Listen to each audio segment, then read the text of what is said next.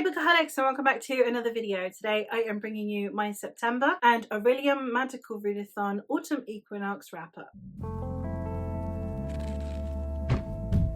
This is the third year that I have done the Magical Readathon. I'm nearly done with my character's career. I'm having a fantastic time with this readathon, and this one was no exception. I have read so many just fun books, and I have been reading shorter works and just working my way through the prompts, and it's been very freeing and a lot of fun, and I've just been reading books that bring me joy, and I've been loving it. So I'm going to go through them in the order in which they fall prompts for the Magical Readathon, as opposed to any kind of like reading order or by category or genre or anything like that. Some quick statistics: I have read 16 books and 8 short works, and I have read 5,609 pages, and I've read across all 3 formats that I will read, which are physical books, audiobooks and ebooks. All right, now let's get into the books because there are quite a few, and we're going to start out with the books that I read for Alchemy. For O, which is the first prompt within Alchemy, it was to read an emotional read, and for that I read Educated by Tara Westover. This is a non-fiction story in which we are following Tara,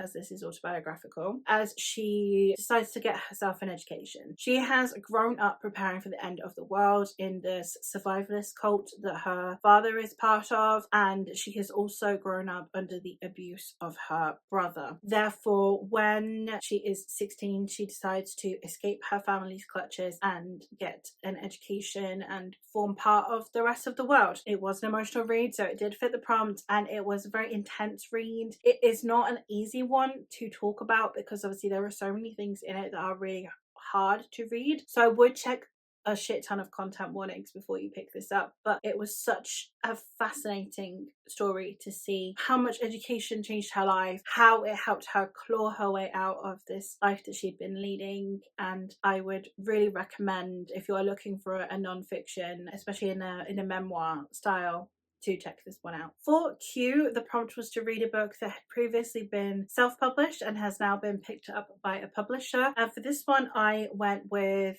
10,000 Stitches by Olivia Atwater, which is the second book in the Regency Fairy Tales series. In this one specifically, we are following Effie, who is a maid in a lord's household, and she happens to fall in love with the youngest of the lords, and therefore she elicits the help of a fairy to help her catch his eye, and she believes that they will fall in love. And it is the story of how they go about this. It's kind of like a Cinderella story but with a spin. I really loved this one. I really loved the characters in it. I think that the conversations in this one were really well handled because it was a lot about uprising and discussing privilege and discussing the ideas that just because you're in a bad situation you should just up and leave, and how unrealistic that can be, and how much pressure there is on you to just conform. And there were so many discussions that were had in here that I thought were handled really, really well, and I loved this series. I have a dedicated review for the whole trilogy coming your way towards the end of the month, so I'll give more full thoughts there, but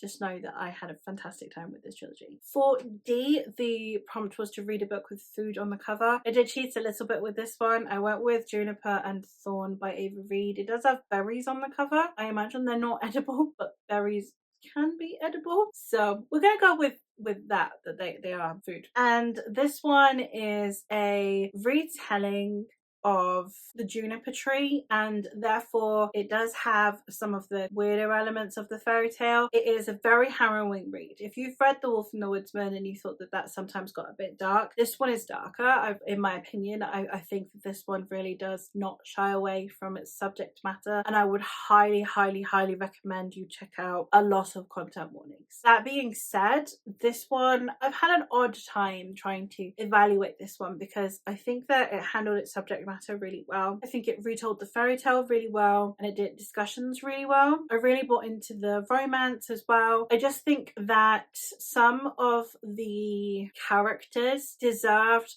a little bit more depth. I appreciate there wasn't potentially enough time within the story, but the way that they were woven into these really important thematic discussions, I felt like the characters themselves needed more depth and nuance. But I think that overall the book was really well handled. So also bear that in mind as well, that I don't think that they're necessarily misrepresented. I just think that there wasn't enough discussion and nuance on these characters. But yeah, harrowing read, beautifully written, interesting story, and in it we are following a young woman who, her and her sisters live under the oppressive thumb of their wizard father, who won't let them leave his sight, won't let them leave his house. They're basically in servitude to him, and the sisters also have a very fractured relationship because of this. However, when they sneak out at night to go and try and experience life outside of their home, things begin to go badly for them, and it is how this resolves. I think that this is a story that definitely merits reading if you are into fairy tale retellings, especially if you don't mind them getting dark. But yes, just bear in mind that you should definitely check content warnings.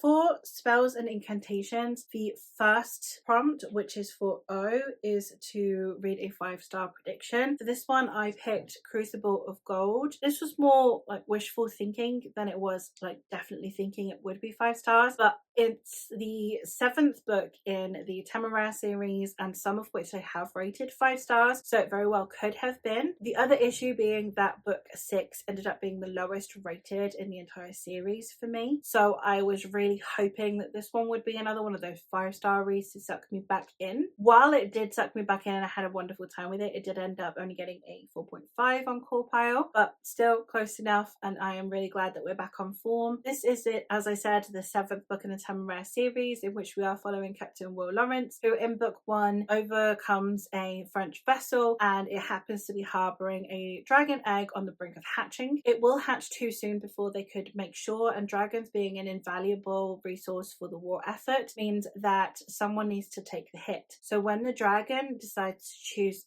Will as his carer, Will must leave all he knows behind to become the constant companion of the fighting dragon Temeraire. Napoleonic wars with dragons, like, you can't really go wrong, but this series takes you all over the world. It discusses the impact of colonialism, the impact of globalization, and it also discusses how different societies in different parts of the world were faring at this time in history. I think it's handled really, really well. As I said, book 6 was a bit of a dud for me, which was set in Australia, but this one is set in Meso and South America, mostly in the areas around Brazil, and it was absolutely fascinating. I think it was handled in a really, really interesting way. There's obviously not very much that I can say at this point, but I love the group of characters that we have. I love that we finally got out of Australia as well, because that setting was just not working for me, and I love the way that Will and Temeraire's relationship grows with each book, and the intellectual aspects of that growth as well. So I am having just a wonderful time reading this series, and yes, even though we did have a dud one, it's good to know that we're right back on form again. The prompt for Q was to read a book that has been mentioned in one of G's videos. I had a different book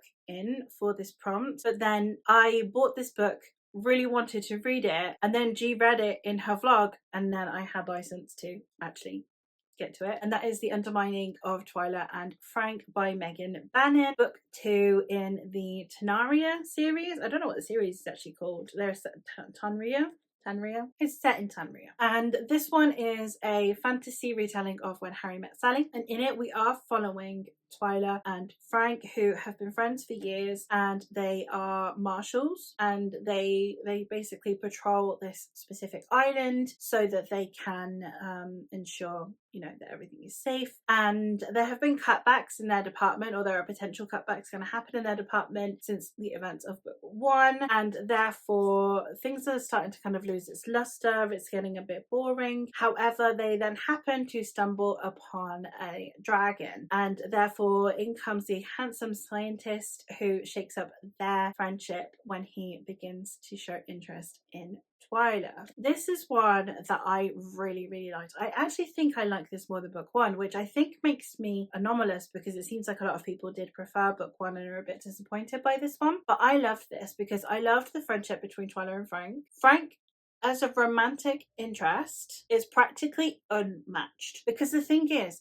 that Frank is not a talker. He's not going to tell you how he feels. He's going to do things that show you how he feels. Frank as a love interest is absolutely fascinating to me, because he is the antithesis of your typical romantic protagonist. Normally your romantic protagonist is all words. It's just like, okay, so I lied to you and I went behind your back and I was sneaking around, but like it's all because I love you. While Frank is just like constantly doing stuff that shows how much he cares for Twyla, and respecting her boundaries and understanding her, being there for her, just taking care of her, being the person that she knows she can depend on quietly. And I love that. He's not full of words, he's full of actions. And just, Frank is my new favourite romantic interest. I love him so much. I preferred this one, I'm not going to lie. I prefer Frank to Heart, and I prefer Twyla to Mercy.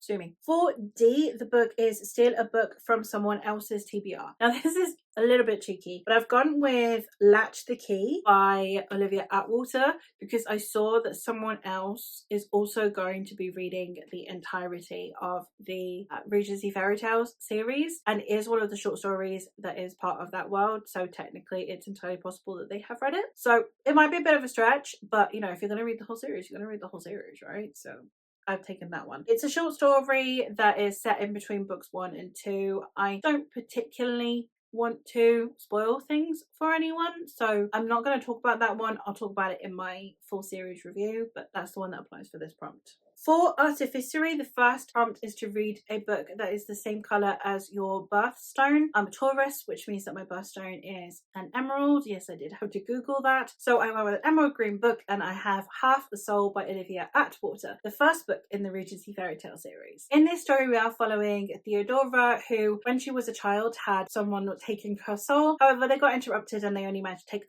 half of her soul, meaning that she now is a bit more devoid of emotions than would be socially expected, especially with things like embarrassment. So we have her as she is accompanying her cousin to London because it's her cousin's debutante season, and her aunt has a very vested interest in marrying off Dora as quickly as possible so that she is no longer her family's problem. And then while she is there, she ends up aiding the Lord Sorcier, who is the kind of King's Court magician, with an investigation into the reason behind some girls falling asleep and falling into basically a coma where they cannot be awoken. The romance between the two is top tier, and one of the things that I really love about Dora is that she has this ability to just be completely herself. And a lot of the time, if you have a character who doesn't fit in, it's normally because they have this like a cute quirky thing that people just don't understand. One of the things I love about her is that there is nothing wrong with her. Like she is not hating herself. She doesn't hate who she is. She doesn't hate anything about herself. She doesn't understand why society doesn't accept her. And I think that is so important, because instead of it being there's this thing that's wrong with her, like if she was just a bit less clumsy, if she was just a bit less gauche, if she kept not saying the wrong thing, then she'd be perfect, she'd be fine. It doesn't do that. It's not, oh my god, all these things that are wrong with me, but yay, at least someone loves me for them. It's, there's nothing wrong with me. Why can't society accept me for who I am? And I love that. I love how unapologetic Dora is. I really love the friendship also between Dora and her cousin. Her cousin reminds me of Lottie from Princess and the Frog. So that same dynamic of you have someone who is very privileged, who maybe doesn't always do the right thing, but they're trying really hard to do the right thing, and they're very thoughtful and very caring and very kind. Love that in this. The romance is awesome because it is between two people who are just unapologetically themselves, and they can see through the cracks in society. Top tier romance, top tier story, would highly recommend. For Artificery prompt 2, which is Q, it is a non-human protagonist, and I have a whole plethora of non-human protagonists because I have gone with Masters of Death by Olivia Blake. This one is the biggest mishmash of creatures that I can think of. We have a vampire who is a real estate agent who wants to try and sell a haunted house, so she elicits the help of a medium, but the medium happens to be a fraud. He is also the godson of death. We also have werewolves, ghosts, demons, the whole lot chucked in for good measure. And it's about how all of these people deal with life, immortality, the meaning of life, and the lack of connection that they feel with the world. And it was a very interesting story. The kooky, fun time style synopsis that it's got doesn't quite do it justice, in my opinion, because I think it has a lot more depth to it than that. But it was a fun time, and it was a very interesting outlook on these immortal beings, and you also get the perspective of death at times, and I just think it was really well handled, and I'd highly recommend checking it out if you're looking for something over the Halloween season, as I know that a lot of those are buzzwords for around this time of year. And for D in Artificery, it is to read a book that has a number in the title. So throughout the month I have been listening to One for My Enemy, also by Olivia Blake. This is one that I meant to read earlier on in the year, I can't remember when, and I just didn't get around to it, so I'm getting around to it now. I have had such a wonderful time with this. Now, a couple of the criticisms that I have. One, I'm not the biggest fan of the audiobook narrator. I'm not a fan of her male voices especially, but I think the problem with listening to this on audio is actually less the narrator's fault and more that it's highlighted a problem I have with the book, because the sheer amount of times that characters will say each other's name, and it's always with this kind of like moan to it in the audiobook. It's always like Sasha, Dima, Marsha.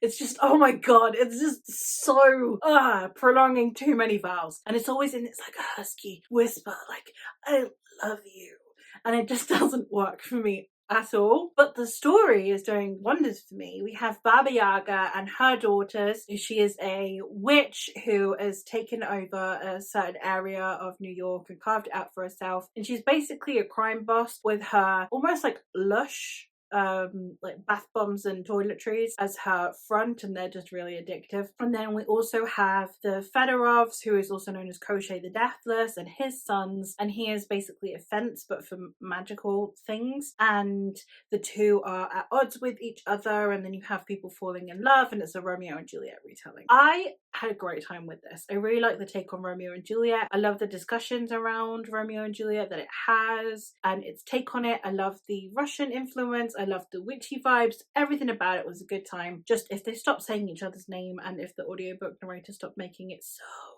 oh my god, I love you, I probably would have had a better time. For Inscription, the first prompt for O is all the letters from my name are also in the title. Obviously my name being Faye, F-A-Y-E. I have gone for One More Day, which has F, A, Y, and E in the title. And this is a novella written by Mitch Albom, and it is a story of a man who has made all the wrong choices in life, and his life is going to shit. He's just divorced. He's not been invited to his daughter's wedding, so he decides that he's going to go commit suicide. So he returns to his mother's home, and then it turns out that he is greeted by his mother, who died 8 years ago, and it's how they manage to talk to each other, and he gets to discuss his life a bit more. You see it in multiple timelines. You see it him when he was young, was still at home with his parents. You see it when he was a young adult and trying to figure out his career and make good life choices. We see him then also when he is supposedly with his mother again after her death, and then it all kind of comes together. This is one that I have mixed feelings about, because I did get emotional about it. I did think that it was well written, but at the same time it's one of those that feels a little bit emotionally manipulative. Like, I am supposed to feel emotional, I'm supposed to feel sad, but as soon as you finish the book and I was actually just thinking about it, it was a bit like, no, this guy's actually kind of a dick and I really shouldn't be feeling sorry for him at all. So yeah, it's a little bit, I have mixed feelings about this one. So I liked it at the time, but with hindsight I have problems. The next one that I have for Q, which is to spin a colour wheel, which I'll leave up here, and then the colour that comes up needs to be the colour of the title of the book, so not the colour of the cover, the colour of the letters of the title. So I have gone with The New York Minute by Stephen Arion, and this one is a novella that Stephen is self-publishing. It's his first self-published book, and he did kindly send me an ARC. I do have some dedicated reviews on the way. I'm very excited about it, and this is a speculative crime crime novel. It's basically a crime novel, except that it's set in this alternate version of New York. And we are following an investigation when a private investigator gets called in by one of the most elusive crime bosses in the city to try and find his daughter. And it was a really well thought out story, and I think that it was a fun ride. You've got a buddy cop element going on, you've got a very gritty underworld bit going on, and there were just a lot of elements that I thought were well handled. As I said, I do have a dedicated review for it coming, so I'll talk about it more there, but I had a really fun time with this one. And if you are wanting some like quick short crime themed stuff, if you're searching for crime, thriller, murder mystery stuff for the Halloween season, I would highly recommend checking this one out. And the last one for Inscription that I have is the D, which is an author from a previous 5-star books mentions. So they need to be mentioned in the acknowledgements of the most recent 5-star read I have. When I made this TBR, my most recent 5-star read was the last book in the Of Blood and Bone series by John Gwynne, and it doesn't have any author mentions, except that I follow the brothers Gwynne on their Patreon, so John Gwynne's sons, and his eldest son Ed happened to have mentioned that he had written a short story. So I read Ed's short story for this because Ed is mentioned in the mentions of the Of Blood and Bone book. I hope that makes sense. John Gwynne mentioned his son in his acknowledgements. His son has a short story, so I read the short story for this prompt. It's called Right Chief. It was a really good time, actually. If you don't follow the brothers Gwynne and or don't follow their Patreon, even in the free section of the Patreon you can read the story. I'm really excited to see what Ed has to write when he's writing a full-length novel. Apparently this is like some older work that he's just had floating about that he's just tweaked and released to us. I think that he did a really good job. I mean, like, I'm not normally much of a short stories girly. I think this one probably amounts to about 20 pages, give or take, but I had such a fun time reading it. And it was really interesting to see Ed's writing style in contrast with his father's, especially having read John Gwynne like the month prior. It was a really fun time. So I'm really glad that I read it. I'm not going to talk about it too much because again, it's only 20 pages and you can literally go read it for free. So go check it out. Go support the brothers Gwynne. Go support Ed's writing. Just check them out. They're fantastic. And the story was intriguing, and I'm really excited to see what Ed can do with a full-length novel. Now for Art of Illusion, I have for O, it's a random emoji generator, and I got a shoe. Now shoe for me kind of is like Cinderella being a fairy tale, so I have decided Long Shadow by Olivia Atwater. Now obviously 10,000 Stitches would work better because it is a Cinderella retelling, but this one has a bit more of rags to riches in a positive way outlook, because we have our protagonist who came from a workhouse, who is mentioned in book 1. She came from a workhouse and then she was adopted by the protagonist of book 1. So then she now has gone from nothing to having this loving family, which to me still feels almost like it would have been a better essence to Cinderella if you have someone who is very loving and devoted to then get a family who is loving and devoted. So I think that this still works for me personally, and obviously it's based on your own interpretation. So I have incorporated this one, and I am really glad that I read this one because I loved the romantic relationship in here, and I also really appreciated that in this one we have a lot of discussion around death and the afterlife, and how different people are entitled to feel differently about the afterlife, about crossing over, even about ghosts and spirits. And we also have a sapphic romance in this one, and I'm not going to talk too much about this one because this one does have the potential to spoil the 2 previous books a bit more. But Lord Longshadow is the lord that presides over life and death, and we are following a string of murders that have been happening in London, and we are uncertain exactly why these people are being murdered. It's got a murder mystery investigation, gas lamp vibe, while at the same time having a fairy tale essence as well. So I love this series. Dedicated review again coming soon, so bear with me. Continuing on in a similar vein, for Q, which was to read a prequel, I read The Lord Sorcier, which is a prequel of Half a Soul, which is following Elias, or the Lord Sorcier's backstory before he becomes the Lord Sorcier. So again, not going to talk about that too much because it's a short story in this established world, but I read that as it is set before the first book in the series, and I have a dedicated review coming Then for D, we have Memory in the title. And for this one, I have read The Palace of Lost Memories by C.J. Archer. This one is a romantic fairy tale vibed fantasy. And I didn't vibe with it that much, actually. I've already kind of forgotten a lot of the things that were in it. And I read it like a week ago. So it wasn't quite my thing, but I am very excited to try more C.J. Archer stuff. Like, the writing style was nice, just the plot didn't grab me, if that makes sense. So I am DNFing this series, but I do have another work by this author, so I'm not giving up on them, but I literally have, like, my head is empty when it comes to this book. So I think it got like a scrape to 3-star, very forgettable, but nicely written. And it was fun at the time. It was a fun read. I just can't actually remember anything about it now. Then moving on to Psionics and Divination, I have read for favorite author's debut. There were so many authors that I looked through that was like, but I've read everything, or I've at least read their debut. However, one that I hadn't read was Toni Morrison's debut. I hadn't read The Bluest Eye, so I picked up The Bluest Eye. Toni Morrison, as always, incredibly emotional author. I felt very emotionally connected to this story and to the characters. She just has a way of making you feel so immersed, and therefore when she breaks your heart, she breaks it twice as hard. I don't know, if you've not read Toni Morrison, like, at this point I don't know if I can help you, to be honest. I have no idea how to pitch her to you in a way that, you know, thousands of people haven't already. But The Bluest Eye is about beauty and conformity. It's about the outward image of society on a person and the way that makes them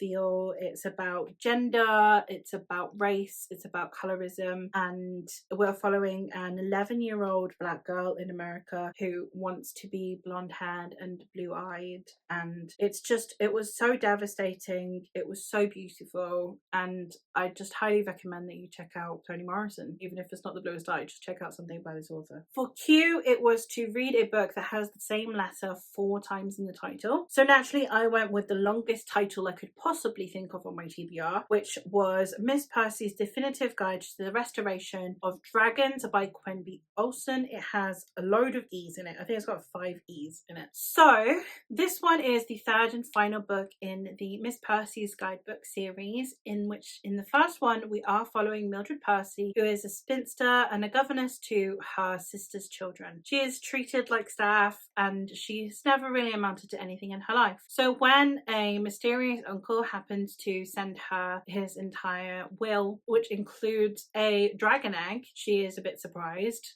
Even more surprised when that dragon egg happens to hatch. And dragons haven't been seen in England since, well, forever. So she has to figure out how exactly to navigate suddenly having a baby dragon. With the help of the local vicar, they decide that they must do what they can to help protect and rear this dragon. And it goes from there. It obviously has taken many turns along the way. I'm not going to spoil the series for you, but fantastic conclusion to the trilogy. I will be doing a dedicated review for this trilogy now that I've finished it, and I loved it so much. I'm sad that it's over. Regency, but with dragons, like, you can't go wrong with that. So yeah, I loved it, and I would highly recommend that you check it out if you're into Regency fantasy. For a random tarot card, I got Empress, and the Empress to me always strikes as like womanhood and femininity. So I went with Orphea by Joanne M. Harris. This is the story of a mother who gets pulled into the realm of fairy in search of her daughter. It was an interesting one for me because it is a mother with an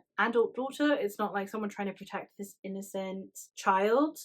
And we also have this quest for this mother, and it shows a lot about motherhood and about what potential failings she feels she has as a mother and all the other things that she thinks she could have done differently. And it's a very heart-wrenching but heartwarming story at the same time about a mother's love and a mother's devotion in this fairy realm. I think that if you don't really resonate with themes of motherhood, they're a bit heavy, so if it's not something that you vibe with, I don't know if this would be for you. Obviously, if you like a fairy tale story, then it would still potentially work in terms of vibes and themes. But I think that if you are someone who really, really connects with the notion of motherhood, this is definitely a book you should check out. All right, the last one that I have in terms of subjects is that I read The Invisible Life of Addie LaRue for Shapeshifting O, which is jewelry on the cover. It has a ring on the cover here, so I thought this would fit. And in this story, we are following Addie LaRue, who was going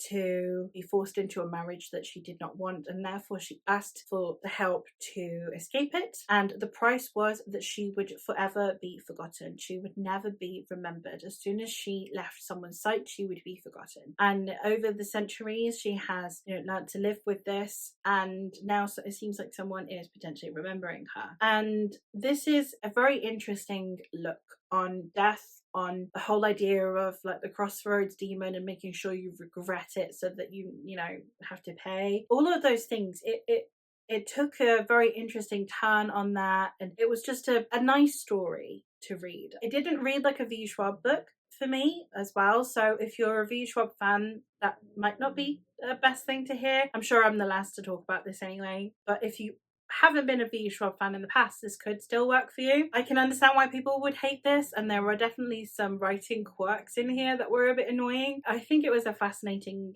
take on some of the tropes in here. A bit mixed. I ended up giving it either a high 3-star or a low 4-star. I can't remember what it came out on Corpile, but it was a decent enough read, but I can completely understand why someone might hate it. And then for the quest prompts, I have, for the prompt to read a book with 2 maps, I read From the Depths by BHS Garcia. It's a bit of a sneaky one because in my Kindle edition, you have the map on the page, but then there's also a different one that you can click on that will take you to the webpage, and it will like expand and stuff. So it had 2 maps, kind of. They're the same map twice, but I still counted it. I had a really lovely time with this. I love reading BHS Garcia's books. I really need to read one of her novels. I've only read her short stories so far, well, her novellas so far, and she's definitely one of those that is really clearly adding to the world with these novellas. So I've now read them in chronological order, so I definitely need to at some point soon get to the first actual novel in this world. Then the next one was to read a book that was translated. So I reread Reckless by Cornelia Funke. It's the only Cornelia Funke book that I have not reread yet as an adult, so I have picked this up now. And in this story, we are following Jacob Reckless, who always enters into the mirror realm whenever he wants to. However, one time he is followed by his brother and things go badly from there. And it is a really fascinating take on journeying through mirrors, and it's basically like this fae realm. So a lot of fae stories going on this month, and having like this dark, eerie fae atmosphere to contrast the likes of the Olivia Atwater ones, I think was a load of fun, and I would highly recommend checking this one out if you are looking for some like older YA. Other than that, I wouldn't know who to recommend it to nowadays. It doesn't read the same way as a lot of other Cornelia Funke books. Like, her books normally feel like home to me, like her writing style, and this one, the writing style is very different because it is very decisively YA, while her others are Dragon Rider ones are decisively middle grade, and then Inkheart is in between the two. This one is very YA, so it read differently, and I didn't notice that until like as an adult why this was potentially not a favorite of mine of hers compared to the others. But I did have a good time with it, and I really love the way that she played with the whole fairy realm element. 2 to go. The next one I have is a book with a cat or an owl on the cover. I went with Positively Poisonous by Melissa Erin Jackson, and this one is a murder mystery witchy story in which we are following our protagonist who runs like a shop that happens to have enchanted things. People don't know they're enchanted, but she sells like enchanted toys, and she gives out herbal remedies that happen to be infused with spells that will help someone feel better. And then one of her friends turns up dead, and the last person that they happened to see was our protagonist. So then she begins to be investigated as a potential suspect, so she needs to try and clear her name by investigating what actually happened to her friend. And it kind of goes from there. I liked this. I don't think I'll be continuing on with the series. I didn't like it enough to be like, yeah, let's keep going. But it was a fun time and I liked the writing style. It was really easy to get through. The vibes were really good. They were very kind of like Sabrina the Teenage Witch for me in a way. I don't know why. Like that contemporary vibe mixed with the murder mystery, mixed with bubbly fun stuff. I had a good time and I would recommend. And then the last one that I have is a book with a mirror on the cover. So I went with A Mirror Mended by Alex E. Harrow, which is the second and final book in the Fractured Fables series. In this story, we are following our protagonist from the first book as she has been going through all of the storybooks trying to save all of these damsels. And she's getting really tired of it. She really wants them to actually book up and start saving themselves. So that's exactly what she's going to start getting them to do. I am not the biggest fan of this series. I read book 1 and it was fine, and I only really read book 2 because I owned it and because I needed a book with a mirror on the cover because I bought them together. It was fine. I haven't got a lot to say on this series. I really love Alex E. Harrow's works normally, so I'm a bit devastated by the fact that it was just aggressively fine, but I just don't really have anything to say about it. Like, do I think that it had like a kind of kick-ass heroine? Yeah. Did she feel hugely unique? No, not really. Did it do anything hugely new? Not really. I'm a bit done with those kinds of retellings anyway, to be honest. So do with that what you will. Maybe I'm just jaded. But I had such high expectations when I went into the first one, and I had none going into this one, and it still was like, okay, fine. Do with that what you will. But without ending on a bummed note, instead, I'm going to go through the fact that I have, because I have read loads of extra stuff throughout the readathon, and because I have also been doing the lore quest, I've actually garnered myself 110 guild reputation points throughout the month. So I am very happy bunny. That being said, that is the end of this video. Did I get to my obligation reads? Only one of them, but that is fine. I needed a month off and it's been a great time, and I am glad that I read them all, and I am hoping that you guys have not completely abandoned me because this video is really long. So I'm going to leave it with that, and I will hopefully catch you in another one soon. Bye!